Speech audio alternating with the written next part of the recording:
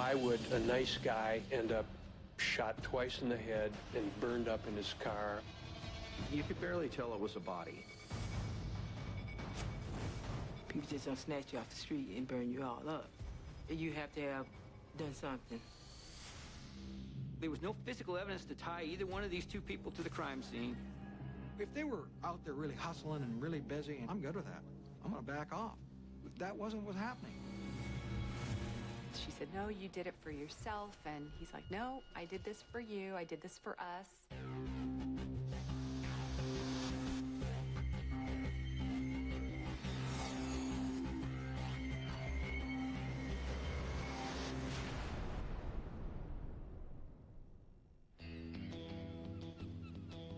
San Diego, Southern California. Great beaches, year-round sunshine, perfect surf. According to one survey, the 5th best place to live in America and one of the safest. People in San Diego are just very relaxed. It's very outdoor oriented, and it's a wonderful place to raise a family. America's greatest crime writer, Raymond Chandler, lived and wrote here. But even Chandler's hard-boiled private eye, Philip Marlowe, would have been hard-pressed to solve the bizarre murder mystery that began 2 days before Christmas in 1998. It shocked a lot of people that such a heinous crime, if you will, could occur in such a nice community.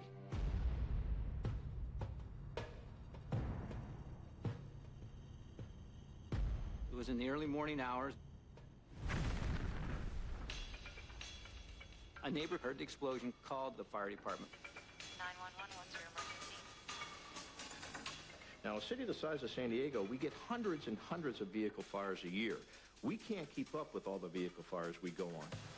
A car on fire in the dead of night often points to an insurance scam. This fire had gotten pretty large. The flame height was probably a good 10 or 15 feet, which for a vehicle fire is a little unique.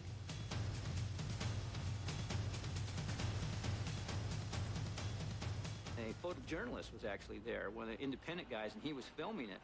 You want the light or not? Yeah, that is good. Okay, no problem. And then as they're putting it out, it's the journalist that actually points out to the firefighters, hey, be careful, there's a body in there.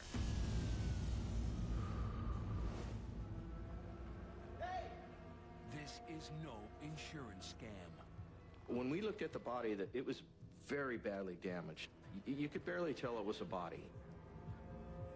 You have to think, when you arrive at the scene and there's a dead body in a secluded area at 4 o'clock in the morning, somebody was murdered here. And so that was the first thought that came to my mind. And as soon as you get into that thought process that this might have been a homicide, that's when you just think, okay, I need to slow things down and I need to work hand in hand with the homicide detectives. And that's what we did in this case.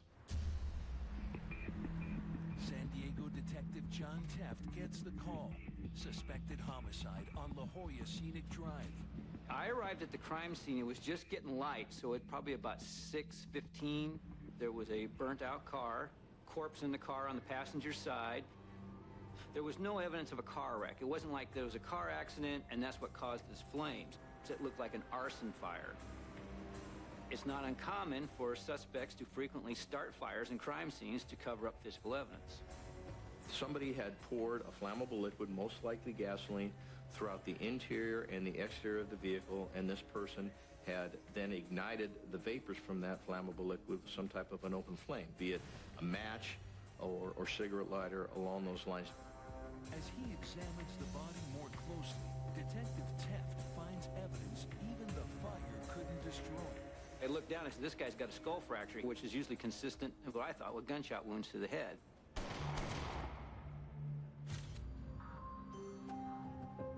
A quick check reveals the license plate is registered to a David Stevens.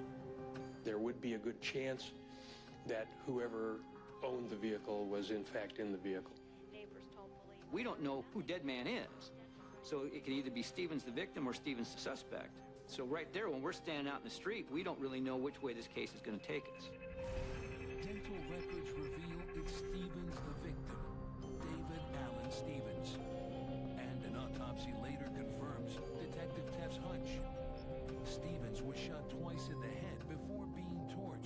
It's not every day that you discover a murder victim inside a burning car. It was very unusual. So who would want 38-year-old David Stevens dead? And why? The eldest son of a Midwest farmer, he'd been living in San Diego for just a year. Everyone that has in their mind, you know, what a good old Nebraska boy would be, he had to fit the image to the T. He was an athlete, he was a competitive wrestler, and a big football fan. He didn't smoke. He was certainly into health. No one would have any malice towards him for any reason. And yet, someone did. The search to find out who begins in La Jolla, close to where Stevens is found. The La Jolla section of San Diego, which is where this fire occurred, is probably one of the nicest parts of the city of San Diego. A lot of people have equated La Jolla to the Beverly Hills of San Diego or something along those lines. So people don't live in La Jolla expecting a murder with an arson, such as this case. We canvassed the neighborhood and knocked on doors. Did you see or hear anything out of the ordinary or suspicious or something like that? And nobody did. It's one of those cases of being at the wrong place at the wrong time, and I think that's what probably made so many people uneasy. They're thinking to themselves, my God, that could have been me, or my son, or my neighbor, or my relative, and I think that's why it generated a lot of interest. We had uniform officers go to the immediate area and check all the gas stations to see if anybody came in with a gas can looking to fill it up, or gas container, or anything like that. They had no evidence of that. Next thing we did is we checked all the hospitals to see who came in with burns. It's been my experience that most people that start fires, arsonists, they're clumsy at it, and they usually end up burning themselves. Their search turns up no clues. Next stop for the detectives is Stevens' Pacific Beach apartment. Another detective and I made contact with management there, told them who we were, what we were investigating.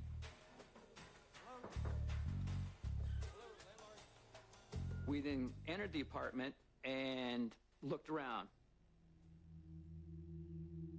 The apartment seems undisturbed. No signs of robbery or a break-in. No hints of a violent struggle. The apartment was meticulous in how he kept it. When you look in his closet, everything's all neat, the shoes are laid out. I mean, it was just way clean. I didn't know a lot of single guys, myself included, that kept apartments that clean. Stevens' bedroom, however, is a different story.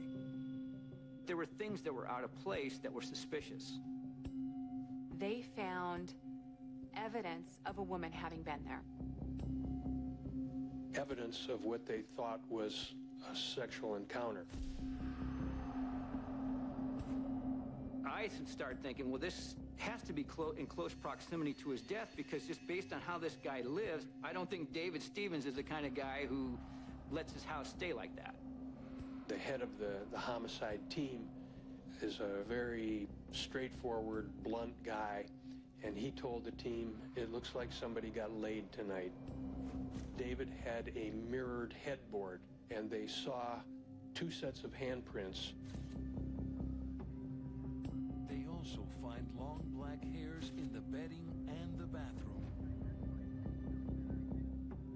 And a drinking glass by the bed stained with lipstick. Hey, David, you doing all right? Call me back. Hey, David, where are you? Call me back, please. They listened to his answering machine. His friends were calling him. They were frantic. They had seen the vehicle on the news, and they wanted verification that he was okay.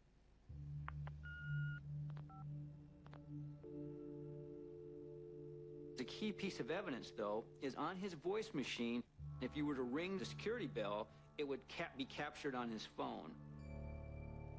So we have about 3 o'clock in the morning, someone using from the security gate, ringing his number. The call from the outside intercom came a little more than an hour before Stevens was found dead. Could it be some drunk that hit the wrong button, or could it be really a remarkable piece of evidence? We don't know at that point. There isn't a security camera, there isn't anything like that to show us what's going on.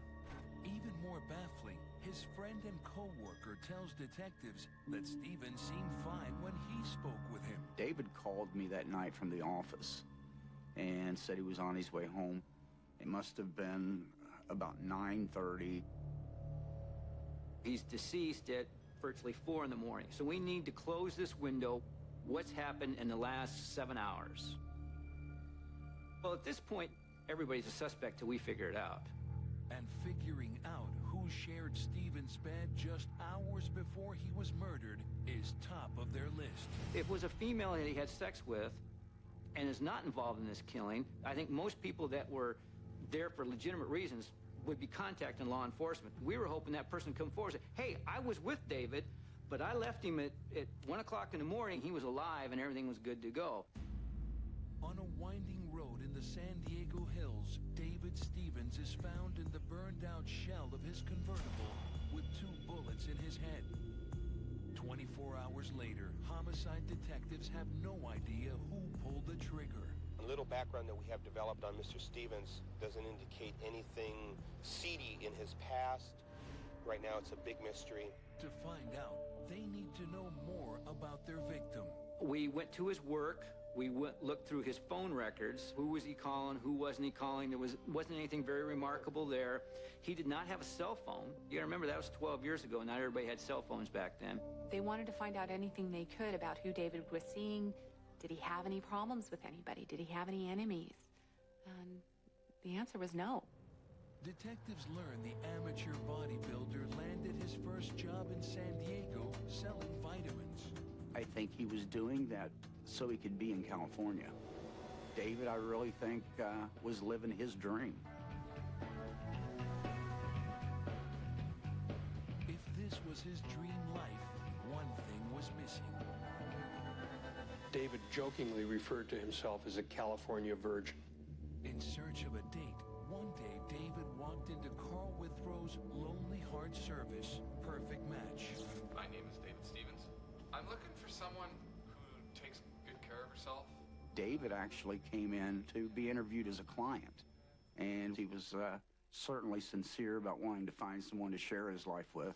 Perfect Match is a dating service, and it was kind of like the precursors to what you see on TV now, but it was people would come in and they would make a video of themselves, and they weren't very long, maybe 2-3 minutes. They would plug the various videos in and watch this person's monologue about who they are, what they like, and if that person was interested, then they would arrange the date. David may not have impressed women with his video. Instead, he walked out with a new job and a new friend. I found out that he had an extensive telemarketing background, and it just so happened I was looking for a good telemarketing manager. David was probably one of the most gentle, kind souls that I had ever met. I mean, just none of it made any sense whatsoever. Something else that doesn't make sense. David's apparent failure with women. His bedroom suggests otherwise. David didn't have any girlfriends. Trust me, if he did, I would have known it because he'd have been so proud of it. He was just a little socially inept. David Stevens may have been unlucky in love, but he was no choir boy.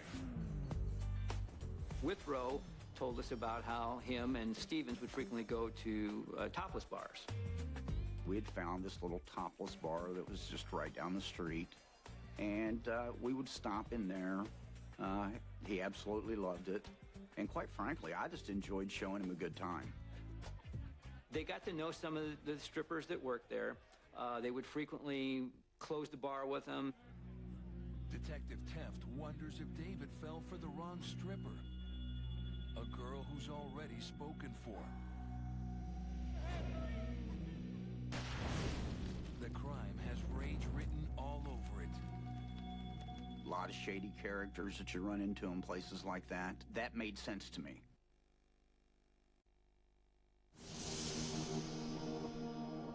Detectives check out David's favorite club, a bar called Dancers.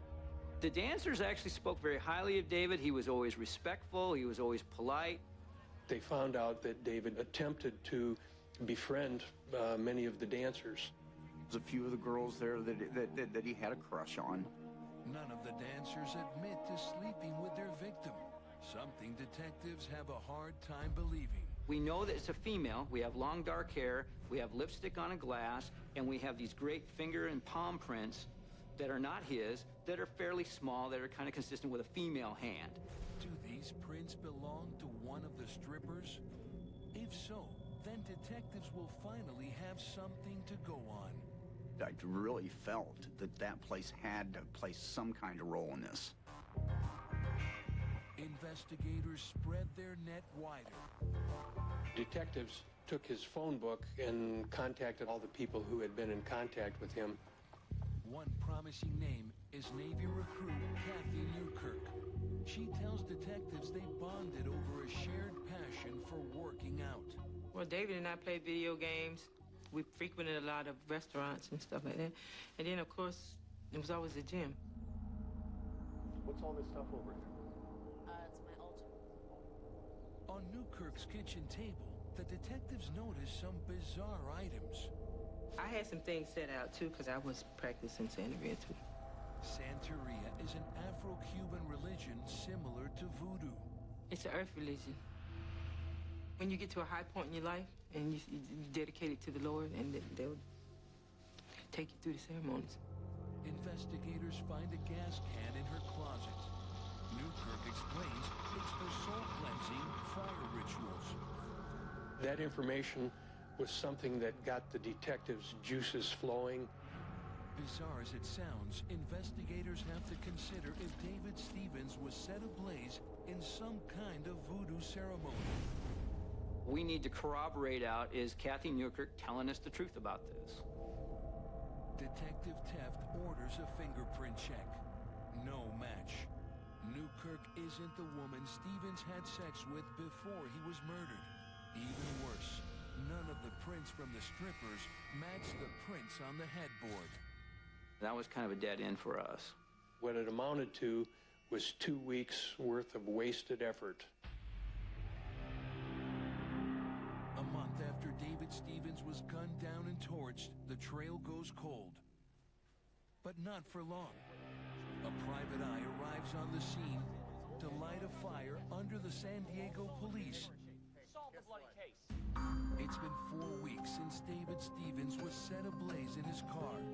San Diego homicide has no serious suspects and only a theory to go on. Did the naive Nebraska farm boy pick the wrong California girl and pay with his life?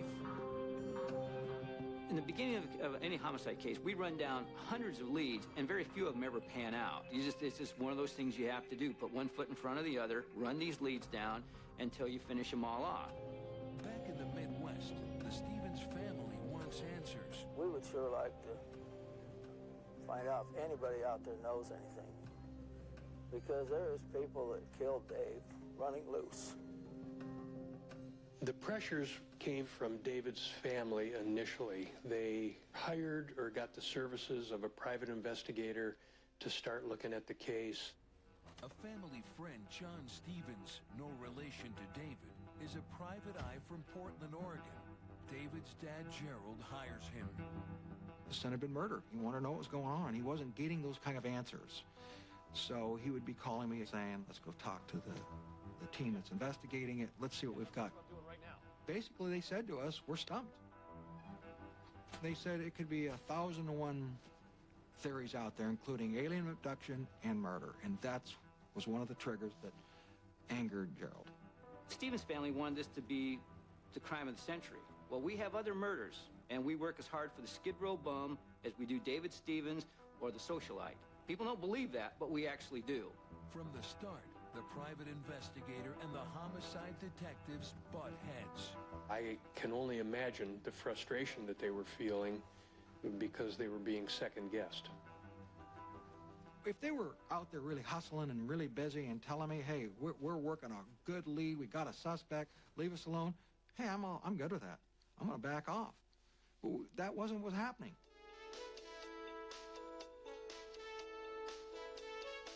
From the very beginning, it was obvious that the police were just very busy. They don't quite have the bedside manner that appeals to Gerald. He would like to see more sensitivity to the issue. And referring to the police department. Absolutely. My first impression of John Stevens, I was like, if you want to hire somebody that makes you feel good, fine. I didn't really want him taking advantage of the family, coming in being like a snake oil salesman, you know, promising stuff he couldn't deliver. I don't want to see anybody get taken advantage of. But he struck me as being a little self-important, interested more about being on TV and in the news than maybe doing anything constructive. He basically, in effect, kind of crucified us in the press over and over again about how sloppy we were, but the man was not hitting with his A game either. At one point, he's up at the crime scene where he's found the bullet. And he showed it to us, and what it was a piece of melted aluminum. And Stevens kept saying it was a bullet. And I said, well, what bullets do you know are made out of aluminum? I went out to where Dave lived, and we noticed that there were surveillance cameras across the street at a gas station. And I assumed immediately the police had been over there, obtained copies of the tape, or at least looked at them to see if maybe there was any evidentiary value, but no one asked them about any videotape. And I said, well, can we get the tape? And they said, sorry, after 30 days, it's erased. The San Diego police hated John Stevens. John Stevens hated San Diego police, and all the internal bickering that was going on back and forth was doing absolutely nothing to solve the case. John Stevens also takes investigators to task for missing crucial evidence at David's apartment. When the detectives were processing David's living place, they saw something that belonged to him and they didn't know what it was. They packaged it up and gave it to David's father. Understand what a call box is? Calls come in, calls go out, it records the information, the number, how long the call was. The small box had been attached to the wall about 6 feet away from the phone. Do something, will you? You know what? I don't care if I'm out of line, all right? I'm tired of doing your work for you. Well, you know what? At least look at the thing this time. When detectives retrieve the data from the call box, they find mostly calls from the Perfect Match offices. They had various numbers in them, and several employees' phone numbers were in there. We accounted for the numbers. One interesting call is from 18-year-old Norn. The Perfect Match employee phoned Stevens at 9 the night he died. She was one of the ex-high school students. She made phone calls and set appointments. David was her direct supervisor. So detectives talked to her over the telephone, and she said that she had just been talking to David for some work-related reason. The call we've got came in around 9 o'clock, 9:03. It had something to do with the work schedule. And that made sense because she was one of David's employees. There really wasn't anything to connect them in a social setting where they would be at David Stevens' house. So in our mind, that's done deal. If there's a suspect out there, it's somewhere else. It certainly isn't a Perfect Match. Weeks turn into months, and David's murder remains a mystery. They had nothing to go on. They had no people. They had no motive. They had no reason for this to happen. Why would a nice guy like David Stevens end up shot twice in the head and burned up in his car on La Jolla Scenic Drive? There was no reason for it. I never gave up on it. None of us did. You know, you're always cautiously optimistic. Detectives go back through the old case files and review evidence. In David's address book, there is one name they haven't been able to trace: India. India was a woman that worked at Dancers. India is a stage name used by a stripper called Kitty Jones. When investigators finally track her down at a local motel, they discover that David Stevens had more luck with the ladies than anyone suspected. She was just one of the strippers, and he seemed to be romantically interested in her. Yeah, I knew him. We went out with him, went out a couple of times, went to breakfast with him. He picked me up on dates. It's really difficult to see what's going on in some guy's head because most people know that when you go to a strip club, the dancers are not interested in the clientele. But the farm boy from Nebraska made a good impression. She tells detectives they began to date. David wanted more. She didn't. So finally, he stopped calling. Detectives wonder Are they hearing the truth or a pack of lies? Is Jones the mystery woman who left her lipstick on David's glass? The idea that no one's coming forward to tell us that I was the person in his bed reinforced our theory that sex was the motive for this killing. People lie, fingerprints don't lie. The physical evidence always trumps the uncorroborated statement of a spurned ex-lover. We got her fingerprints. She was clearly not the donor of the fingerprints or the DNA that was in the apartment. It takes a long time to track down the leads, and the leads were nothing. So they got to be very frustrated. Despite the best efforts of San Diego homicide and a private eye, the murder of David Stevens has gone unsolved for nearly a year, and the mystery is about to grow deeper still. An unlikely lead takes detectives into a bizarre world of black magic and violent jealousy. More than a year into the David Stevens murder investigation, San Diego police are still drawing blanks. No suspect, no leads, and no idea who slept with the victim the night he was killed. Well, I think the hardest part of the case was the frustration when it goes cold and there's no other leads you can do, and no matter how many rocks you kick over, sometimes you just can't make things happen.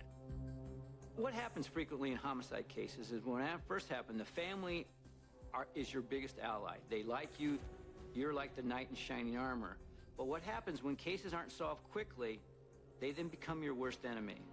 They get frustrated, they get mad, they're not seeing things done because on TV they get it solved, and then they actually turn on you. To Private Eye John Stevens, it looks like the police have thrown in the towel. We're stumped. That's them. No motives. That's them. Well, the only way you develop a motive is by going out, knocking on doors, talking to people, getting information. There is definitely more to the story. Stevens suspects that the key to solving David's murder may lie in his past, before he moved to San Diego. Well, I know he's been described as a Midwest kind of down-home boy, but he also had understood the power of information. It intrigued him. He liked snooping. It turns out the Midwest farm boy had also once worked as a private eye. In fact, he was trained by the man investigating his murder, John Stevens. He knew that I was working as an investigator and asked if there's any way that he could get into the field. He was pretty good. He investigated cases all up and down the coast and was involved in some very important cases. He would occasionally be called and ask, how you could find a source or get a phone number or something like that. John Stevens speculates that his one-time protege may have been moonlighting as a private eye in San Diego. Work that may have earned him enemies. A lot of the people we're talking to indicated that there may be a bodybuilding / steroid / vitamin supplement kind of an angle to this. The private eye thinks David may have even been spying on his former employer, a vitamin company. He also believed that this was a conspiracy of biblical proportions, and that David Stevens was truly a victim of corporate espionage, and he was killed over vitamins. But there was clearly no evidence of that. The captain of the homicide division basically intimidated me by saying, you got to get this guy out of town. John Stevens gets the message. But even without the meddling private eye, the detectives are going nowhere fast. Another year passes and nothing. In January 2001, as sports fans gear up for Super Bowl 35, San Diego homicide invest in some airtime. After the Super Bowl, they showed a little bit about the David Stevens case, and this prompted a phone call. It's the first serious lead in over a year, and it's sensational. The call leads them back to Kathy Newkirk, the voodoo devotee who befriended David in a gym. The detectives learned that there was a stripper who had a boyfriend, and these two people had killed David. We now get this tip that Kathy Newkirk knows who these people are. She then relates the story about Santeria, about the black magic and the dark arts, and how India came to her how they killed this David Stevens. India is the stripper David briefly dated. Newkirk tells detectives she and India practiced Santeria together, along with India's boyfriend, a violent ex-con, Jason Van Dusen. According to Newkirk, India's boyfriend killed David in a jealous rage. People just don't come up, burn up, you know what I mean? For no reason. People just don't snatch you off the street and burn you all up. You have to have done something. India knew David, and it was supposedly a jealousy angle, and we liked the jealousy angle. We thought there was a lover's triangle. Kathy Newkirk told the police that her friend India was a symbol of fire, and that was the connection to the burning death of David. Jason Van Dusen he had some criminal history. He had clearly this fascination for her, that if he learned that David was dating India, he might be the kind of person that would kill somebody. If all this is true, why was Newkirk tight-lipped when questioned 2 years earlier? She openly admits that she's a gay female and that she'd had a sexual relationship with India and that they had been lovers. They were looking for a break, any kind of break, and they thought, well, maybe this is it. For San Diego homicide, the parts fit. At last, they can close one of the city's most enduring murder mysteries. They take their case against the stripper and the ex-con to the DA. I was brought into the investigation primarily because I was one of the lead arson and explosives prosecutors for San Diego County. We have to be able to prove a case beyond a reasonable doubt to a jury. But frankly, after I read the murder book and looked at the evidence, I didn't believe that the people that they brought to me for consideration were the people who had murdered David Stevens. There wasn't anything that I can point to with certainty and say, this was the thing that told me no.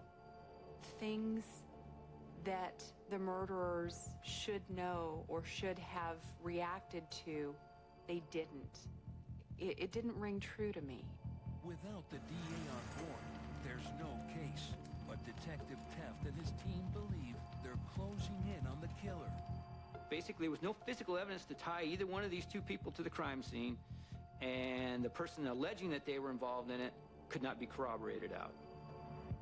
We set up a recording device on her phone, and we encouraged her to contact India and get some kind of corroboration. Hey, remember about this? Some kind of lead-in to corroborate out this pretty outlandish story.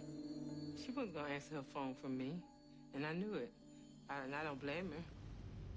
When she refused to make these phone calls and any of this stuff happened, we really lost interest in her as a reliable person.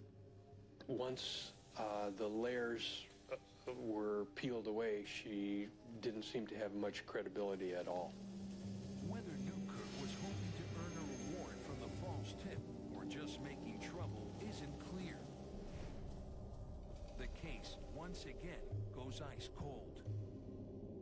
All fear the murder of David Stevens will never be solved. We have nowhere else to go. We ran down every lead. We've accounted for his timeline. We've advertised it in the newspaper. We've had it on TV. We're trying to locate who the female sex partner is. They're not coming forward. Until one day in November 2001, nearly 3 years after the killing. Police department received a phone call from a woman who said she was a friend of another woman who had information regarding a murder. The caller, from a San Diego mortgage company, says she's phoning on behalf of a coworker. We have a woman here, her boyfriend's killed a guy, and it's a San Diego case, and you guys need to do something about it. And she says, oh yeah, it's David Stevens. They actually kind of have her by the scruff of the neck, and they put her on the phone. The woman is Norn, the former Perfect Match employee who worked part-time for David Stevens. Norn, at the time of the murder, was a high school student at Mira Mesa High.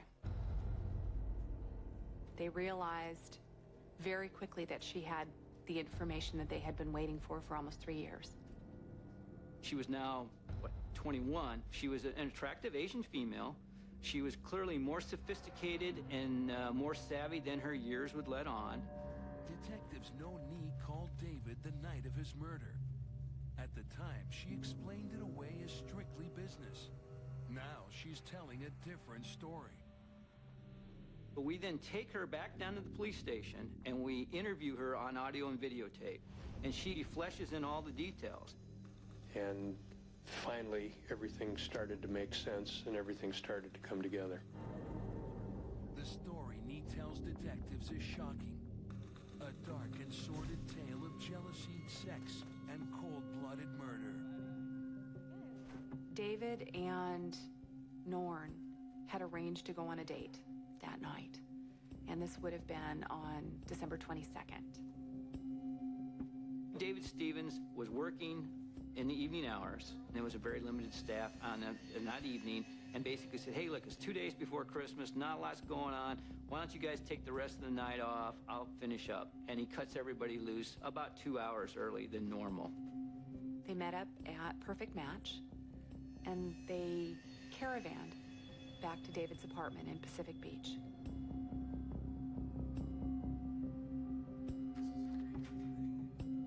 They talked about going to the movie and they decided not to. They decided to stay at David's apartment. There's just one problem. Nee's already dating someone else. She had been having a long-term relationship with Ronald Barker, who is almost twice her age, and a married man with a couple of kids. She lived in the apartment with Barker and his wife and their 2 sons. He passed her off as a cousin, or a niece, rather. This is the day before cell phones. Nee just has a pager that Ronald Barker had gave her. That's his beck and call, and when he pages her, she's supposed to call him. Nee elects not to take the pager with her when she goes and meets David. They ended up giving each other back rubs, and then they went to David's bedroom and had sex. So Barker's paging her throughout the evening, and she's not answering, and he's becoming very angry.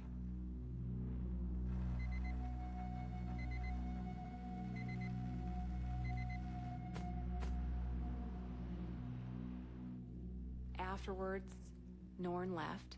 We believe she left somewhere around midnight. And she went home. Barker was waiting for her. He confronted her and said, "Where were you all night?" And she's, "Oh, it was my boss. He took me out. I had to have sex with him. It was kind of like a date rape. I had to do it." Barker doesn't buy the rape, but he does know that she's had sex with him, and that infuriates him. And they fight, and they argue, and he slaps her, and she says, "I'll do anything, and I'm sorry, I'll make it up." And the two of them decide the best way to handle this is to kill David Stevens. And she did not want to lose that relationship. So she made a bargain with the devil. And she gave David up. For San Diego's homicide cops, the puzzle pieces all fit. But they've been here before. This time, they need hard evidence. It's been 3 years since the charred body of David Stevens was found on a San Diego roadside. A young woman, Nee Norn, has made a sensational confession, pointing the finger at her ex-boyfriend Ronald Barker. The big question for the homicide detectives, does the evidence back up her lurid tale? We've determined that Nee Norn is the donor of the fingerprints, the DNA, the hair. Oh, that's her. But how do we know what she says is true about Ronald Barker? So then we develop a sting, in effect. They had Nee call Ronald Barker with a tape recorder going, and he gave a lot of information about the crime. We have to stick together, okay? You're the one who committed the murder. You pulled the trigger, not me. And he's trying to throw it all on Barker, and Barker's like, wait a minute, girlfriend. You were the one that lured him out of the house. You're the one that put him in the car. You knew I was going to kill him. You're in it just as deep as I am. You killed him. There was an argument because she said, no, you did it for yourself. And he's like, no, I did this for you. I did this for us. And that's when he decided that he needed to go to the police very quickly and put the blame on her. The police sting works like a charm. Barker is now ready to confess as well. Ronald Barker calls his friend Gary Truscott, who was with Oceanside Police. They're acquaintances because Ron used to work on his car. He was a neighbor of mine, and he was a mechanic, and he was referred to me to be a good mechanic. I don't know why he wanted me to facilitate it, other than I'm the only one that he really knew that was in law enforcement or something. Officer Truscott calls in backup and heads straight to Barker's Escondido home.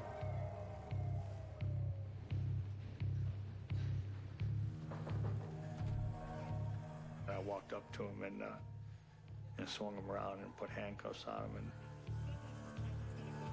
he goes, hey, what are you doing? I'm turning myself in. It's not like I just did this. I said, Ron, you're under arrest for murder. And this is the way it works.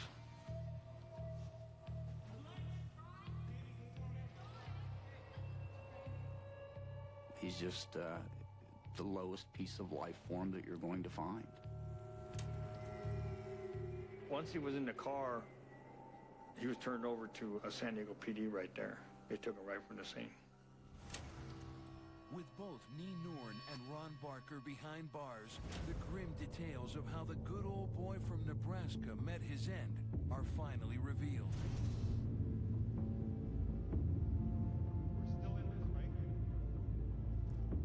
Barker got a gun, and he drove Norn over to David's apartment. And they came up with this plan that they would lure David out of his apartment. At 3:05 in the morning, Norn buzzed Stevens from the lobby of his apartment. Nee was going to ring the doorbell, say that her car broke down, that she needed help, and that she'd hitched a ride back to David Stevens' house. She asked if he could drive her back to her car. And he said yes. He saw someone in need, someone that needed help, and David would help a stranger. And this was not only someone he knew, it was one of our employees. So I think he just dropped everything he was doing.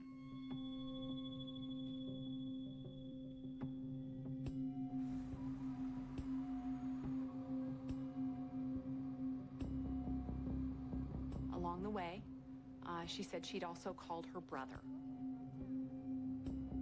So she waited for a signal from Barker, who was following them, and he flashed his lights, which was their signal. She goes, oh, there's my brother, pull over. They pull over. Barker gets out of his car, gets in David Stevens' car in the left rear passenger seat. He put his arm around David's neck and said, how does it feel to screw somebody else's girlfriend? And then before David could answer, he shot him twice.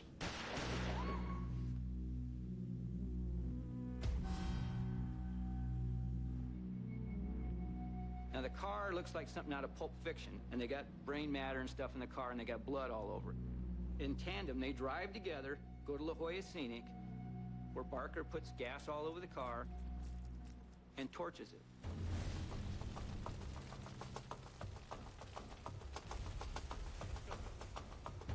The fire must have come up very quickly because Barker had burns on his forearms. And we asked him why he burned the car. And he said, because, and this is a direct quote, I watch TV, I know all about physical evidence. And he also knew that the police check hospitals, and so he self-medicated himself with these severe burns and allowed himself to scar up so he wouldn't go to the hospital. People care about this case because I think it involves a very nice guy doing what we all hope our friends and neighbors would do for us if we get in a bind, and then getting killed for it. Do we wish that we would have identified Norn during that first phone conversations after David's murder? Absolutely. And it's frustrating that we didn't. But the reason we didn't is she lied. And she got away with it. There's nothing to show that the woman that was in that apartment was Asian. I mean, there is DNA now that you can break it down by race, but in 1998, we didn't have that. We just knew it was a female. Long dark hair doesn't necessarily mean you're Asian. There was nothing to show that David Stevens and Norn had any kind of relationship other than work-related. In 2003, Norn and Ronald Barker are tried for the murder of David Stevens. Barker was convicted of first-degree murder with the special circumstance of lying in wait. He received a sentence of life without the possibility of parole. Mr. Barker is just one of those individuals that does not belong in society. I was thrilled that the district attorney was able to get a conviction on him. I think he's done, and that's where he belongs. He deserves to be there forever. Norn is also found guilty. The jury very confidently came back with a second-degree murder conviction, and she was sentenced to 15 years to life in prison, so she will be eligible for parole. The issue of whether she was a battered woman came up, and the jury rejected it. I believe that Norn is more responsible for the murder of David Stevens than Ronald Barker. She's the one who set all this up. She's the one who chose Ronald Barker over David Stevens.